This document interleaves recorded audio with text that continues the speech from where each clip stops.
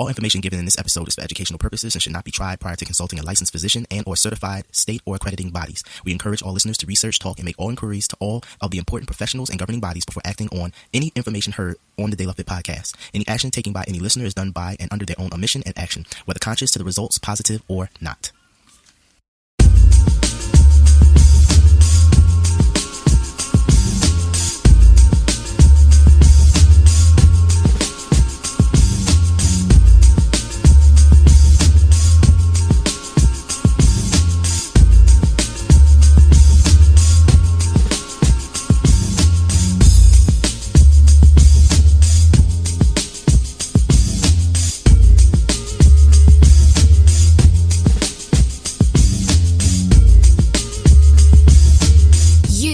Tuned in to the De La Fit podcasts, 360 degrees of holistic fitness and health, all in one podcast.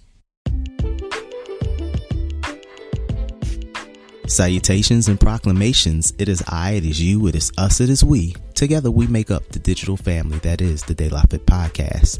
I'm your host, Philly's #1 son, aka the Body Alchemist, Sun Moon Bay, bringing you another podcast excursion. Happy Friday to one and all. I hope that everybody's week was full of love, health, and happiness. I know much is going on in the world at this time, and even more is taking place in the media. But we hope here at the De La Fit podcast that you will find a source of hope, health, and love here. We have a great show for you today. We have special guest Melainie Rogers. Melainie Rogers is founder of Balance Eating Disorder Treatment Center located in Manhattan, New York City.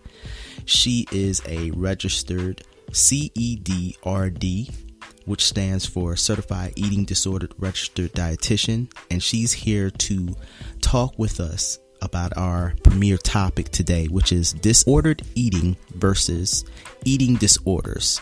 The difference between the two, and why mental health issues and eating disorders are on the rise within the Western world. In my personal opinion, this is going to be, a very interesting conversation, and it's a conversation that many of us have had here and there. Anybody that pays attention to social media, which it's hard not to, but the talk of Dr. Sebi and the different diets that are flying around, whether it's veganism, keto, paleo. There's so many things going around. And one of the things that I was recently talking with a friend of mine about is the fact of the word diet. I have a very, very, I don't like the definition or the thought pattern that comes behind the word diet that is perpetuated here in the Western society. I was always taught that diet is not just something that you do to get a short-term effect or a short-term accomplishment. Diet is how we sustain ourselves. And in the Western world, specifically the United States, we have made diet something that is about one of two things. Mostly one thing, which is losing weight. I want to lose weight. And then you have the extreme right of that, which would be, I want to gain weight. I want to gain muscle. And then you have the few who are just like, I just want to maintain the weight level that I'm at. It is very frustrating to me when I hear people talk about, I need to get on a diet, specifically younger people, because a lot of the times, most younger people, when I say younger people, I'm thinking of individuals who are between the ages of 13 and 18. I'll go up to 18. I started to say 17, but it really is frustrating to me because this is the time when you're supposed to be, your body is building. Your hormones are still raging, they're still growing. And when I hear particularly many young women talk about that they need to go on a diet, or their parents, somebody in their family said, oh, you need to go on a diet or something like that, I have such disgust for this. Even young men who are in sports, I have a very, very skewed or a very, I just don't like it. because we're growing. And then as adults, we don't have the right mindset. Many of us don't, not all of us, but many of us are not taught the proper mindset when it comes to diet, because it's not just point A, point B, or 1 to 2 situation. Diet is an entire lifestyle. Now, the key point, in my opinion, is how do we get the proper diet so that we can maintain an excellent, healthy lifestyle and fitness thought pattern throughout our entire lives. It shouldn't be something that's just like, oh, I'm going to change it just for this, just for the summertime, or just for that. That's not, in my opinion, the appropriate thought pattern to take with diet. So we're going to be talking a little bit about that with Melainie Rogers, and she's going to fill us in on some very interesting facts and tips that hopefully you all can take away with yourself, for yourself out there. And I hope that it's going to be interesting. I'm actually quite confident. I think this is going to be a good show, and I am sending out nothing but love to all of you out there. So let's get into it right now. Our interview with Melainie Rogers.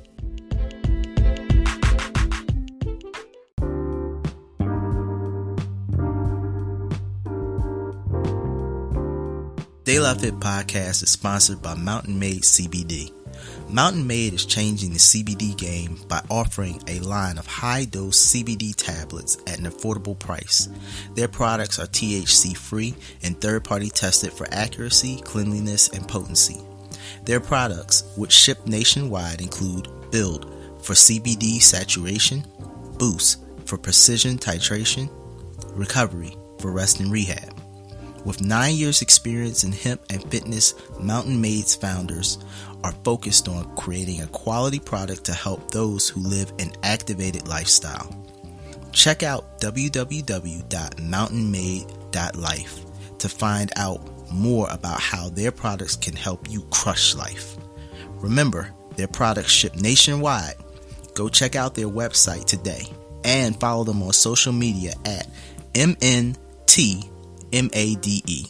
I started using Mountain Made's Build CBD tablets to help me with the injury in my elbow. And let me tell you something. Not only is the injury subsided, but now I can do push-ups and I'm back to bench pressing. So I encourage anybody who's interested to look up, check out Mountain Made and all their products. I think you'll be glad you did. What's going on, everybody? It's Philly's #1 son. Listen, if you haven't heard about Anchor, it's the easiest way to make a podcast. Let me explain. It's free. There's a creation tool that allows you how to record and edit your podcast right from your phone or computer. Anchor will distribute your podcast for you so it can be heard on Spotify, Apple Podcasts, and many more. You can make money from your podcast with no minimum listenership. It's everything you need to make a stunning podcast in one place. So listen, if you want to be like me and have your own podcast, go to anchor.com. That's anchor.com. You're now tuned in to the De La Fit Podcast.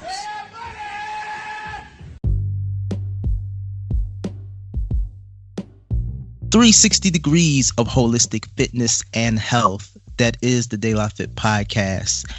Today we are going to be speaking with Melainie Rogers. Melainie Rogers is a dynamic speaker, educator, and publisher. She also is the first president and co-founder of the International Association of Eating Disorders Professionals, the IAEDP New York chapter. And she is with us today to talk about eating disorders versus disordered eating. And I think this is something that many of us need to have the conversation about, just because of all of the stress that we're going through, whether it's our regular lifestyles, whether it be the virus. We have gotten, and I say we, meaning the Western world has gotten away from its roots when it comes to proper eating habits. So hopefully Melainie can help us kind of trace our way back, help us form a map. Melainie, how are you today? I'm great, Son Moon. Thanks so much for having me on your program today. It is my pleasure. So, Melainie, why don't you give us a little background on yourselves before we get into the conversation? I understand you are from Australia. I am indeed, yes. Born and raised in Australia. I came to New York probably about, 20 years ago. Sorry, I forgot there for a second. I came to New York to do my graduate studies here at New York University in clinical nutrition. And so I am a registered dietitian, and I'm a certified eating disorder registered dietitian and supervisor. So that is my specialty. Upon arriving here, I did my studies so that I could go into private practice, and which I did, specializing in eating disorders. And now I run a clinic where I have a team who works with me, and we treat eating disorders of all varieties, from anorexia through to bulimia and binge eating disorder. What prompted your journey into this research? Into eating disorders. So as a nutritionist, I thought I would be focusing on working with people around weight management and, the obesity epidemic that we've heard about, especially over the last 20 years, diabetes, these kind of conditions. But when I was doing my internship 20 years ago, I was working, interning, I should say, up at the Obesity Research Center here, affiliated with Columbia University. And it was there that I was exposed to this treatment protocol for binge eating disorder. And what they were doing there is they had a team of nutritionists, therapists, a psychiatrist, a medical doctor, and also a sports physiologist. And so this team, this multidisciplinary team of these 5 specialists, were working with clients around their relationship with food. So they were approaching their relationship with food, and these are people who were overeating and had subsequently struggled with, their weight going up, and often therefore developing serious health conditions such as diabetes, high blood pressure, etc. So this team was trying to help clients, not just with what are you eating and how much, right? The old kind of calories in, calories out, but more about why are you eating that or not eating that? When are you eating that? What does this mean to you? What's your relationship with your food really about? And then looking at underlying anxiety, depression, underlying trauma, and looking at the emotional aspects of what's going on for that client that may be manifesting in their food in a similar way as we now understand with respect to, let's say, drug addicts or, substance users or even porn addicts. There's often an underlying piece that drives the behavior. The behavior is really a symptom of what's going on internally for these people. So I found that absolutely mind-blowing in the sense of it's so damn complicated. And it's not just the nutritional piece, which I love, the medical aspect, but it's also the psychological aspect. And so that just hooked me. And so I started to, research more and go to conferences and get more training in this area. And then, full disclosure, as I learned more about it, I realized that my own uber healthy eating back in my 20s was actually not really healthy eating at all. It was actually my own eating disorder that I had gone through in my 20s, which I kind of knew, but I always denied. But as I put the pieces together, Sun Moon, I realized that I had walked down that path myself, being for myself, that presented itself as more under-eating, restricting, overeating, and then over-exercising. So I used to be a marathon runner, and I say that in inverted commas because the running was really about anxiety of weight gain, and that was my motivation. That would get me out of bed every morning at 5 o'clock, even if it was snowing. So we'll talk about that, I'm sure, today, about what's the difference between disordered eating and an eating disorder, But fear and anxiety are really common elements that underscore these behaviors. What is the difference between disordered eating and an eating disorder? They're actually very similar. It comes down to frequency of behaviors and severity of behaviors. So really it's the same thing, it's just on a spectrum. So, at one end you have a neutral relationship with food and your body, meaning that food is just food and your body is fine and you're not obsessing. And then as you move along that line or that spectrum, we get to a place of spending a lot more time thinking about our food choices and calories and our weight and our appearance and our body image, and continue moving along, and we get to a point where we spend so much time thinking about our weight and our calories and body image and exercise that it starts to interfere with our day-to-day life. And so that latter description is what we would call a full-blown eating disorder. So you can see that they're actually all very connected. Disordered eating, would we say that would be a precursor to a eating disorder? Usually, yeah, that's a good catch. And actually the way that it usually presents, which is really interesting, is usually someone goes on a diet, and I would make the argument that dieting is its own form of disordered eating.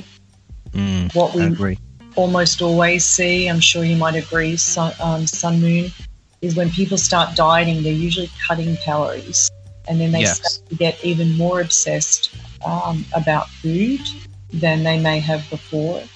And so what we see for those who are genetically vulnerable, and this is the key piece, for those who are genetically vulnerable, that initial dieting behavior can then take them down a rabbit hole. And what we see is the illness actually then gets switched on. It starts to manifest. Probably in the same way, if you think about alcoholism, if you have 100 college students who are binge drinking a lot through college, not all of them, not 100 of them, all 100 of them are going to become alcoholics, but a certain percentage will, who have a genetic predisposition to develop alcoholism. And that's based upon how the brain is wired and how the brain reacts to alcohol in that example. It's the same with an eating disorder. For some people, the way their brain is wired, it reacts to food in a certain way, and therefore we see the kind of switching on of the illness, if you will. I find it interesting, the fact that you said about diet. It's one of the words that I really have a disdain for, only because of the fact of how misunderstood it is. My training is, I'm a physical trainer. So many individuals come to me and the first thing they ask is, how do I lose weight? How do I lose weight? And the first thing they say is, I've tried this diet, I've tried that diet. And I have to, in a sense, remind them that diet is really what you are consistently eating. It's what sustains you. I do that to try to remind them of that, because I feel that today's society, the media, the marketplace, has perpetuated such a lie that, oh, you get on this diet to do this, you get on this diet to do that. And I don't really prefer to train my clients that way. I'm like, you can have a diet that'll keep you healthy, you can have a diet that's not going to keep you so healthy. It's really all what you want to accomplish as a whole, which is how you should maneuver your diet. What do you think about that? Would you agree with that? Yeah, I think, Sun Moon, you're right on the mark there. It's very commonsensical. I love that that's the messaging you're giving to your clients, because as you probably know, in the health and wellness field, there is so much misinformation and bad information and bad advice that unfortunately people are giving out there to clients. So I love that that's your messaging. Absolutely. Also, I think something that's not as commercialized is the fact of, just because you are not suffering from obesity, that you can look very fit and have eating disorders, or, as you say, disordered eating as well. Because I know many athletes who have suffered with this, runners or even weightlifters that suffer through this. Any athlete that has to try to make weight.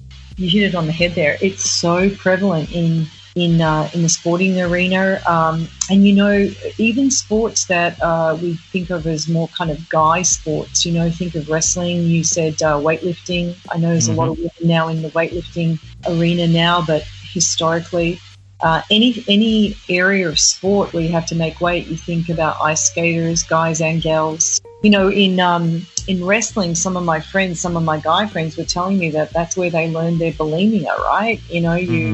slim down, you dehydrate yourself, you jump in the sauna, you throw up your food, you make weight, and then you just binge like heck afterwards, as an example. And so it's really, really prevalent. And in the field of, running, for example, runners, cross-country, sprinters, it's just very, very prevalent. Yeah, I feel anything where you have to force your body to undergo an unnatural, quick change can't be good for you. No. And I wonder, actually, Sun Moon, what your thought is, but, we're pretty addicted to Instagram and social media as a society. Very true. There's a lot of, in the health and wellness field, right, our field, there's a lot of images out there of, this personal trainer or this person with their before and after story. And everyone is ripped, and you can see all their muscles. And the reality is, though, is that people don't usually walk around looking that ripped. They've actually had to really dehydrate themselves and usually fast a day or two before they actually take those photos to get that really low body fat look that is very prevalent. Right. And friends that I've spoken to who do bodybuilding and do the bodybuilding shows and such, comps, have mentioned that for 2 days their diet is, lettuce leaves or whatever. Mm-hmm. So again, I think the idea that, be careful of what you're viewing, or it's kind of like Photoshop, right? It's not a reality. Like, those people are doing some really unhealthy behaviors in order to look that way.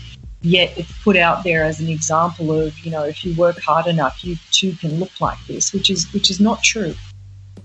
One of my mentors, he is a top-ranked powerlifter. And what he told me, in addition to the fact of his mentoring and what we believe about how we should look physically versus the truth, is astounding. Because when I see him, I would never know, unless I knew him, what he was capable of doing, because he looks like a regular individual. And I know individuals just like you who are bodybuilders and compete, but like, as you said, they go through this whole metamorphosis of cutting weight to show that muscle. And I think we have, again, that dysfunction really misplaced what true health is. This is what we think is health versus what actually health is. There's something I want to ask you, since we're in the lines talking about bodybuilding and cutting weight and things like that. Something else I've seen: clean eating. Clean eating. You have a statement. Is clean eating the same thing as healthy eating? Please explain that, because I find that interesting. Oh, absolutely, Sun Moon. It makes me crazy, this whole clean eating thing. And I get it, I get it that people want to be, I think the motivation for a lot of people is they just want to take care of themselves, and preventative health. And as a society, we've really embraced that. So clean eating is this idea of usually very low fat, no GMOs, no hormones. It has to be organic. And it's even gone so far as, I need to know where this is sourced from, as far as, is this a farm in the Hudson Valley, etc. So kind of a farm to table almost mentality. Mm-hmm. So uber healthy. And as I mentioned, usually low fat, usually vegetarian, if not vegan, and zero chemicals as much as possible. So there's a lot to be admired about that. Again, like, that's a great thing to move towards, because really what that means is eating more fresh produce, more fresh food, really. And right. and eating food that hasn't been processed is, if you really kind of step back and take the big picture view. But the problem is that people have gotten really obsessed about it. And to the point that it becomes unhealthy. So the food, actually, and the food choices, you use the word diet to mean, which it does, it means, what we daily consume. Our diet is our regular meal plan or meal intake, food intake. And they've taken it to an obsessive level where usually they've cut out a lot of different foods. So there may actually be a deprivation within what they're eating. But perhaps even more importantly is the distress and the anxiety that goes along with eating that way. That is extremely unhealthy. So again, going back to this idea about balance, it's the name of my company actually, but it's about balance. It's about... It's a great name, by the way. Thank you.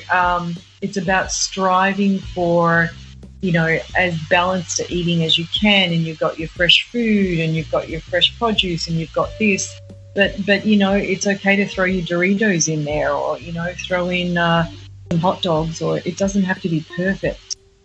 So clean eating is the new buzzword for uber healthy eating. I totally agree on that. I am vegan, by the way, so I understand totally what you're saying. Yeah. And some people do take it really far. And I was actually talking to a friend of mine, and we were saying that we knew an individual who, because they thought everything was vegan, it was healthy. And we had to have a conversation. It was like, just because, quote unquote, there's many things that are vegan that aren't healthy. It's really having that full understanding, as you're saying, of and not being overly obsessive. It's life. My father used to always have a saying, and it was, it's a marathon, it's not a sprint. Yeah. So you should be doing this as long as you're alive. And I feel we really have that A to B mentality, at least here in the Western world. Eat clean, go hard, look good, be shredded, be ripped. It's not like that. It's not really like that.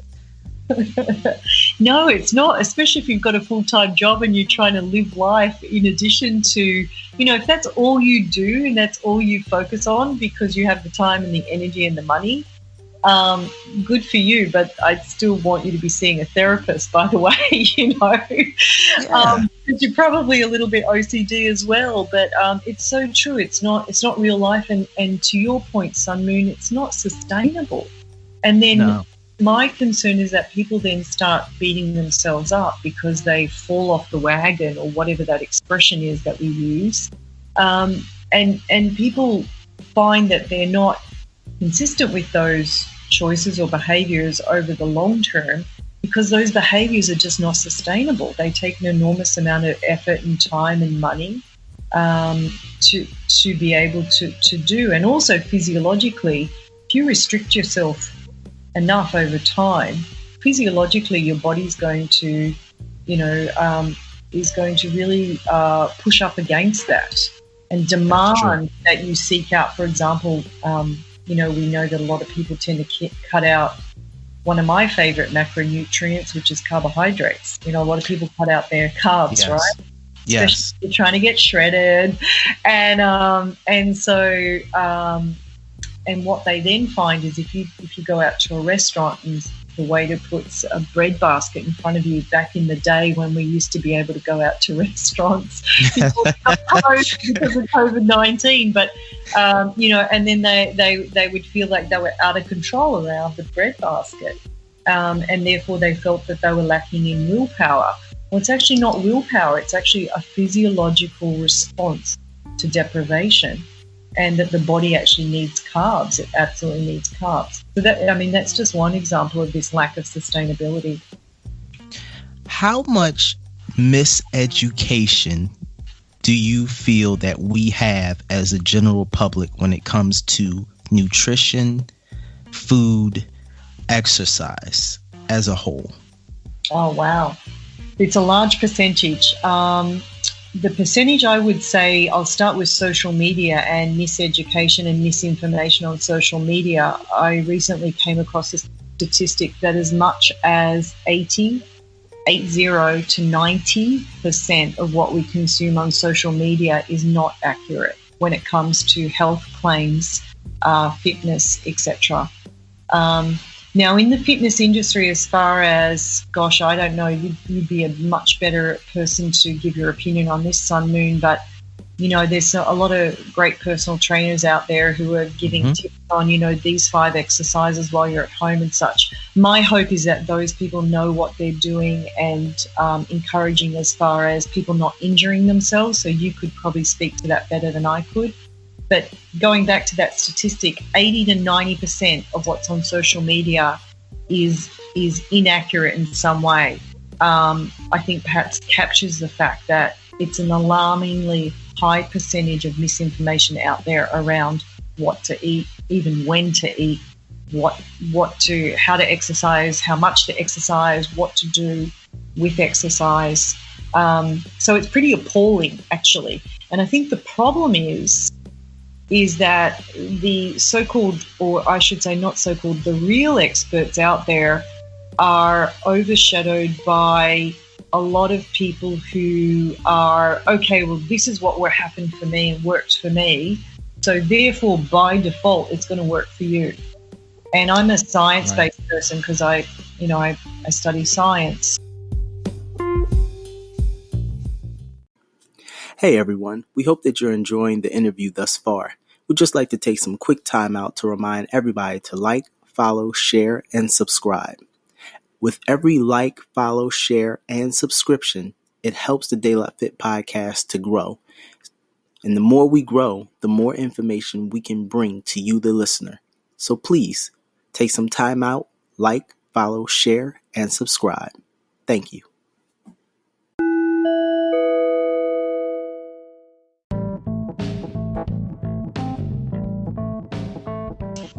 We don't think that way because we know from the research that's not accurate. Just because something worked for me doesn't mean it's going to work for you. And that's actually woefully inaccurate to be out there preaching that. But with social media, it does lend a voice and a platform to anyone. And so that's where, as a consumer, you have to be really careful to check people out and make sure that they're actually credentialed or they've studied what they're preaching about. I wonder what your view is there, Sunmoon, because you've got a great platform here and you're a personal trainer. Well, my view on it is, number one, it should be life. It should be like life. I don't ever promote the gym mentality to my clients. And it's funny because I don't have the standard amount of clients. The clients that I have, they come to me because they're a particular type of person. So my methodology is the fact of, if you like it and it's active, do it. If you're a dancer, dance. Dance. We can add some weight resistant exercises in here and there. Maybe some things you can do at the house, but do what you naturally feel prone to do that is positive and active. It could be riding a bike, it could be swimming, basketball. For me, I grew up in a family that was athletic. Father lifted weights, my father did a lot of calisthenics, my mom ran track and field. So for me, I love it all, but that's me. But I don't try to promote that I don't try to promote that as the overall lifestyle for everyone. You have to find out what's going to work for you, and a real professional is going to help tailor that for you. They're not going to just say, oh, forget that, let's go and get in the gym and lift these 100 pounds. That's not, in my opinion, that's not how it should work. I totally agree. I totally agree. It's real life stuff, and that's where you're getting that sustainability, right? Because people are doing activities or movement that they love, that they enjoy. If it's walking, because here in New York City, a lot of us, that's our main activity, is we walk everywhere, right. Dancing, etc. I love that you meet your clients where they are and set them up in a positive mode where they're able to do something active in a sustainable way. And in I think we're a reflection of each other in the sense that that's exactly what we try to do with clients with their food, is to try to set them up in a way that it's a positive experience. It doesn't take a lot of time and energy. It's certainly not something to obsess or stress over. And therefore, by an extension of that, also accepting their body where it is. So, as far as trying to get them, for many of our clients, at least to body neutral, and maybe along the path to loving their body. But, I'll leave that as an optional thing to work towards. Hard to do that in this culture. But circling back, Sunmoon, I think you hit it on the head in the sense of you're not trying to sell some kind of plan or book or latest diet. I think for consumers, we all have to remember that the diet, health and wellness industry is 72 billion a year just in America. That's how much people spend on this stuff. So exactly. If you wanted to hustle and make money, then you have to have, a thing. And a thing is not saying to people, eat more fruit and vegetables, and, if you like to dance, then dance. You have to have a program because you have to be able to sell it. So exactly. all right, there's $72 billion worth of a lot of people out there that want your money. And I don't mean that people are ill-motivated who are in the health and wellness industry, not at all, because I know that people are looking for help and support. But it's important for the consumers out there to realize that there's a lot of money to be made in this industry, and therefore there's a lot of misinformation. And getting back to the basics, which I think is what you're trying to do, Sun Moon, and what we're trying to help people do, is reconnect to hunger and fullness. You don't need Weight Watchers telling you this number of points and this number of points.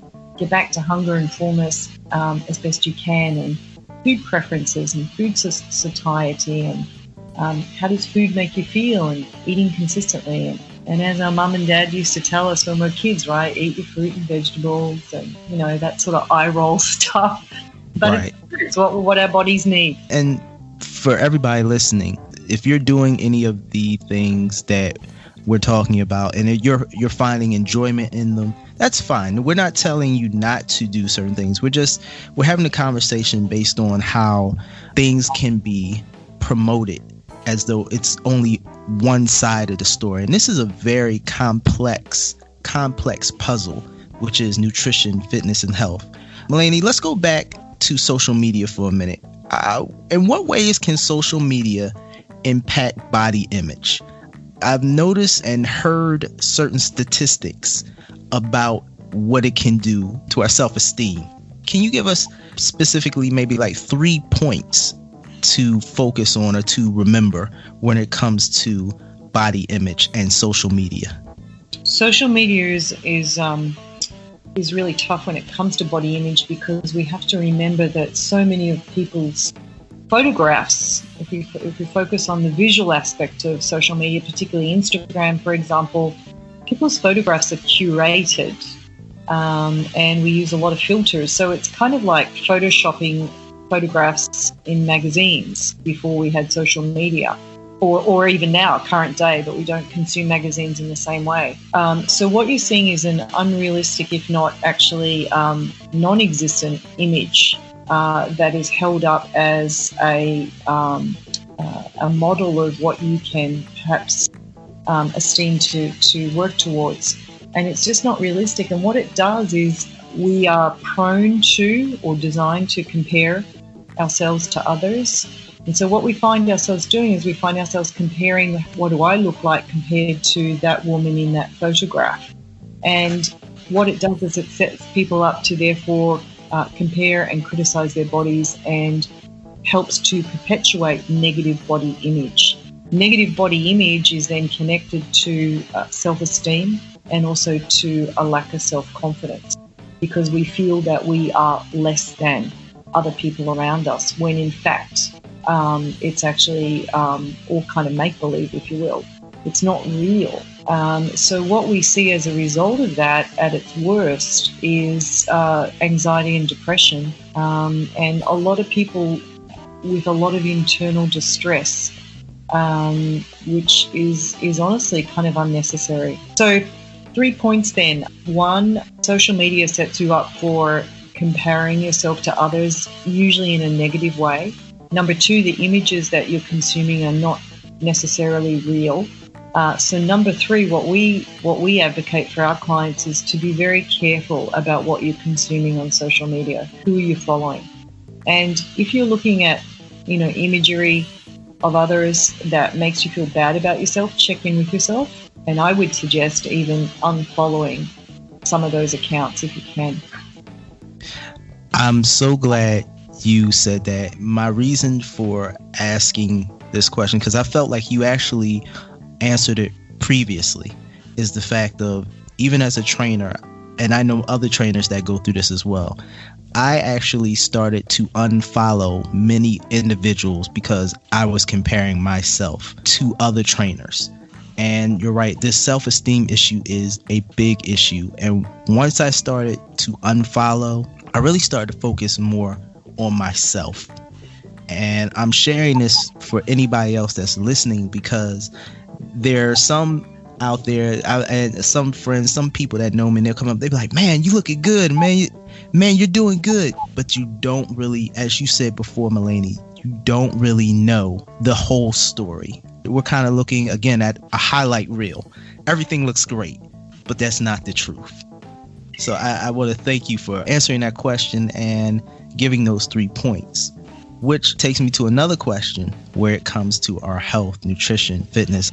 Why are mental health issues on the rise? I think you've already touched on it, but I feel it goes so much deeper. It does. Mental health is definitely on the rise, and actually we're seeing that mental health concerns and stress and anxiety with our younger kids, our adolescents, for example, young adults in their 20s. And there does seem to be a lot of research that's suggesting that social media is actually a part of that, a really big part of it, the constant comparison with others. So that's a really, really big factor. And I think mental health issues are really on the rise because of, kind of the macro environment around us, where, we're in a pretty difficult place right now, with college students graduating from university with student loans, and we've heard a lot about that. Health insurance, trying to get health insurance. For a lot of people who graduated 10 years ago into the Great Recession, that kind of set them back. So home ownership is pretty low in that group as well. So there's a lot of just challenges of life, I think, that have all come together at a similar point in time. And we didn't even touch upon, a lot of stuff around climate change and these sorts of macro concerns in society, and then put them together with the micro of day-to-day comparison with others. And I think you've got a perfect storm of just, the world out there is crazy and going crazy, and we're headed, it's all doom and gloom. And then on a micro level, I'm not as successful or looking as good as everyone else on my Instagram account. So, if you think about it's true. And now we're adding in, we've touched upon it, as we do this podcast today, but we're all stuck inside right now because of COVID-19 outside, which talk about distress. So we're definitely experiencing an uptick in mental illness, mental health concerns, and people just really struggling with mental distress. I recently talked to Amanda Webster. She is a holistic health counselor. And we were talking about how the media, the surge in media affects, and social media being a part of that, makes us feel, combined with the whole scare of the virus, that, it's a sense of there is a sense of urgency, and I don't want anybody to misunderstand what I'm saying, but the fear of the virus versus the media constantly hammering the nail can be worse for many of us, especially, as you said, we're in the house. Some of us already suffer from PTSD, different other types of mental health issues. And it can be a great stress, a huge stress. I totally understand what it is that you're saying. How can we, from a health, nutritional based standpoint, start to take a positive turn, Melainie, to help us start moving in an upward direction from the direction that we tend to be going, that hard-nosed, dysfunctional mentality? Yeah, and it's so normalized, Sun Moon. That's what makes it so tricky and insidious, is because you just think that, everyone else is doing the same thing, and there's something wrong with me if I'm not coping. But I think, and I think it's really tough too. Again, I'm thinking of our clients mostly in their 20s, or the clients of ours that are in their 20s. That age is so tough. So there is an age piece to this too, because I do think that as you get to your 30s and your 40s, etc., or so I'm told. I know I'm in that age group myself, but Same here. you start to learn to have a little bit more perspective. I mean, I'm not saying that 20-year-olds don't have it, but there's something about as we age, a beauty of that is that you do get a little bit more perspective and you be a little bit more bigger picture viewing, which can help with being able to compartmentalize some of these things a little bit better than we can when we're younger. So I think therefore, and that probably also adds to our point earlier, Sun Moon, about why are we seeing such an uptick in mental health. It's also because we just haven't or don't know the skills to protect ourselves. So really, we have to be really conscious of it. And I think that what's helping right now is that we're really trying to blast this stigma around mental health and talk about it. And just by virtue of you and I having this conversation today, I just love it because we're trying to normalize the fact that there's a lot of people out there who struggle with anxiety, myself as well. Might be too. Right. I mean, statistic is 1 in 4, but it's way more than that. It's just that it's been buried in the closet for most people in their families, Like most people will fess up to, I broke my leg, but not many people will fess up to the fact that, hey, I'm depressed right now or I'm anxious out of my head. Exactly. We're trying to reduce that stigma so that people can talk about it. And even just doing that, even just for people listening to this podcast, they're taking a step towards helping themselves because hopefully they're realizing that there's a lot more, I'm not alone, and there's a lot more people out there who are feeling the same way that I am. And that, there's a lot of contributors in society that are making me feel worse, making me feel more anxious and overloaded. And therefore, when you can identify what these factors are that make you more anxious, you can then maybe start to think about, are these elements in my life that are making me more anxious absolutely necessary? Are there some things that I can block out or change? Or are there some toxic friends that maybe I don't really need to hang out with so much? Are there some Instagram accounts I can unfollow? Are there some boundaries I can start to establish with my boss or my workplace or whatever it might be? So there's different ways that we can learn to start protecting ourselves and listening to your inner self as far as your reaction to things is an indicator. It's a flag to you that all is not well with what's happening in this situation. And so if we can pay attention to that, we can then do something about changing it so that over time we're more protective of ourselves. It's almost like putting on a healthy protective armor so that not everything coming your way hits you and leaves a scar. I have a question, and I have seen in my experiences when individuals start to awaken to more of a healthy, holistic mindset, whereas maybe they're exercising or whatever it is that they're doing, they're becoming more conscious. And I think we talked about this on the flip side, but when they're becoming more conscious and they're doing more for their health and they're paying attention to themselves, and then they're learning to, more importantly, enjoy it and understand it, why is it that we start to see the negativity from individuals? These are the things I've experienced myself or heard. Oh, you're becoming a health nut, or you have to die from something, or you only live once. Why is it these individuals start to resort to those type of comments? Oh my gosh, Sun Moon, it's so common, isn't it? And yes. May I add to that, we treat eating disorders at my treatment center, as you know, and we've had clients on their road to recovery. I mean, this is a serious, serious illness. People die from it. And we've had families actually comment like, okay, I think you've gained enough weight now. Like, to your point, absolutely sabotaging. Exactly. And what I've come to understand from, my therapy team and understanding more of the psychological aspects is it's got nothing to do with you, and it has everything to do with that person making the comment. Because either by you pursuing, more activity in your life and you've got more energy and such, they're therefore looking at what you're doing and it's making them feel worse about possibly their own inactivity. Or maybe you're starting to eat in a way that incorporates more of, the fruits and veg and such that we were talking about, and they're looking at that and they're thinking about what they're doing, they're feeling badly about what they're eating, so they have to lash out at you.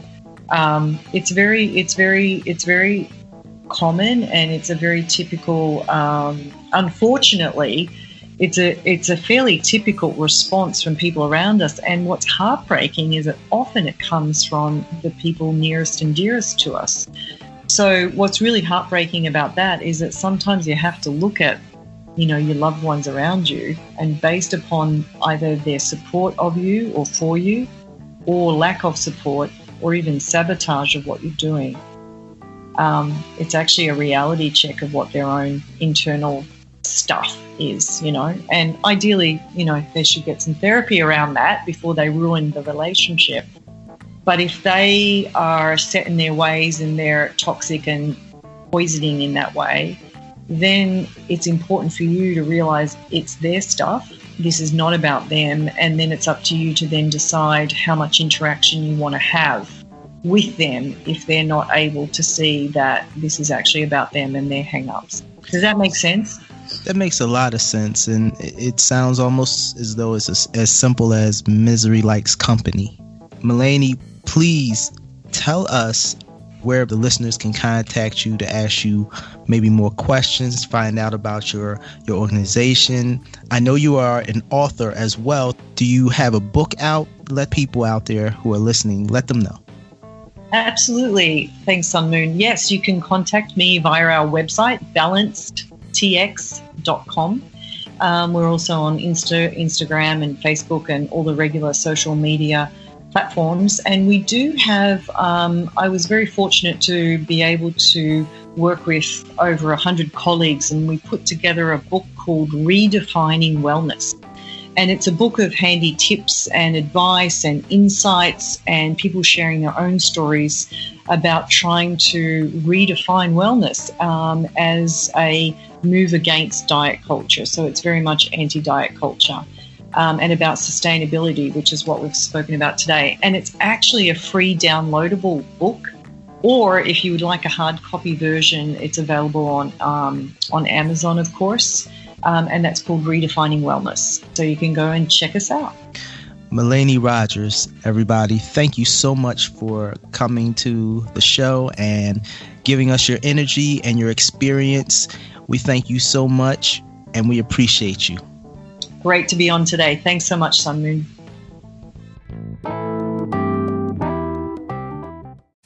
Hey, you, with the earbuds in their ear. Have you ever wanted to start your own podcast? When I was trying to get my podcast off the ground, I had a lot of questions. How do I record an episode? How do I get my show on Apple Podcasts, Spotify, and all the other places people like to listen? How do I make money from my podcast? The answer to every one of these questions is really simple. Anchor. Anchor is a one-stop shop for recording, hosting, and distributing your podcasts. Best of all, it's 100% free and ridiculously easy to use. And now Anchor can match you with great sponsors too, so you can get paid to podcasts. I like to upload my episodes directly to the app and then promote. So if you've always wanted to start a podcast, make money doing it.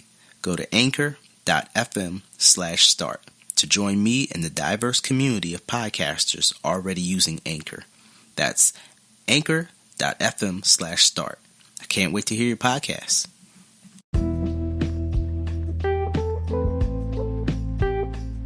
Once again, I want to thank Melainie for coming on to the show and giving us the benefit of her wealth of knowledge where it comes to eating disorders and mental health issues and how the two connect.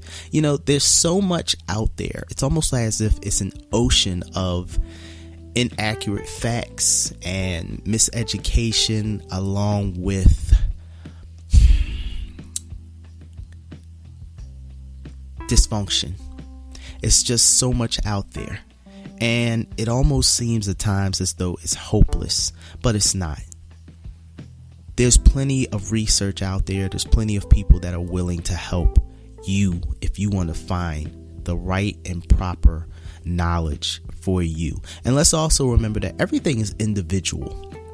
Not everything is going to work just for you. everything is not for everybody. That's what makes us such amazing people. You know, I don't want to get on a tangent, but I feel upset when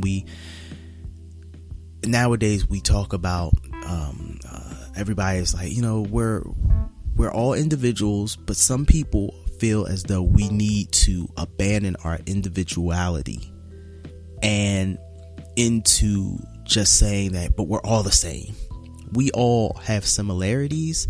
We may all have similar needs, but we are not all the same. And the things that make us different are there for a reason. Whether it's culturally, whether it's our religious beliefs, whether it is our individuality and thinking in itself. Now, within that, with the beauty within all of that is the fact of, in all of our individuality is that oneness. Because this sounds kind of like a Confucius quote in the sense of different but the same but different. That's the beauty of humanity. That, in my opinion, my personal opinion, is the duality of human beings. You know, so again, I want to thank Melainie for coming on to the show and helping us kind of push to the side some of the shadow that clouds the vision in this cave of, I don't want to say enlightenment, in this cave of research that we're doing. Because there's so much out there that we need to search for. But the good thing of it is the information is out there. That's the hope. That's the amazing feeling of truth. That hope keeps us hoping, and the actual truth is out there. And it is out there. It is. For everybody it's different, but for everybody it's still the same. And I just wanted to say that to anybody that's listening. It is so doable to be healthy and whole as a human being. It is very helpful. It is very doable.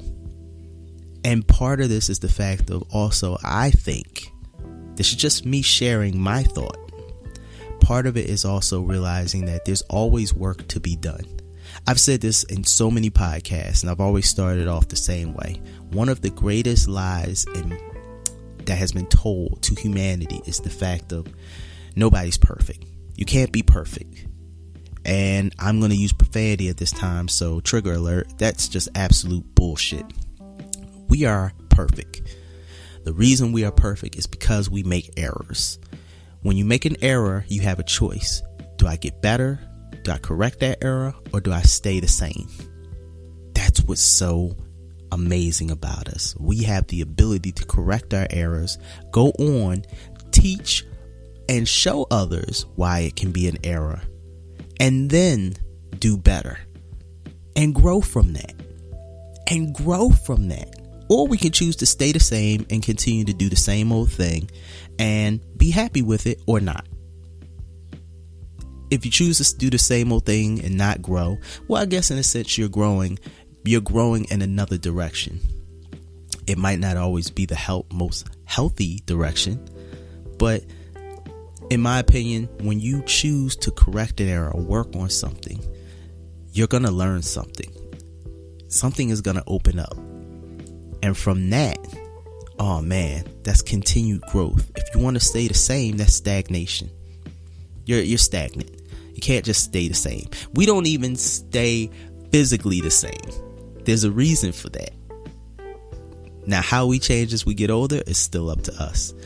If you like what you hear, please do us a favor. Follow us. We are on almost every platform there is, starting with Google Play Music, iTunes, Spotify, YouTube, SoundCloud, you name it, we are on it. Follow us here at the De La Fit Podcast. You can also go to our website, which is www.delafitpodcast.com. You can find us on Facebook, Instagram, and that's right, Twitter. Tweet. And you can find us there. Type in De La Fit Podcast on Instagram, DE_LA_Fit Podcast. On Facebook, we are Facebook. What is it? I think Facebook. Not Facebook. We are Facebook. We are De La Fit Podcast. So you can find us on there. And again, you can always go to our website if you want to contact us, if you would like to send us an email, if you would like to ask us a question, if you want to. We always love fan mail. Any fan email, send it to us, please. Or anything where it comes to questions about any of our guests. We are here for you. If you want to contact any of our guests, if you would like us to contact somebody to bring on as a guest, please hit us up at our email, which is daylive13@gmail.com. So again, to you all out there, I will wish you all so much peace, so much happiness, so much love. Please, please do right by yourself. If you do right by yourself, you're going to do right by others. Have a great, wonderful weekend and a wonderful week. Be safe. Love. Peace.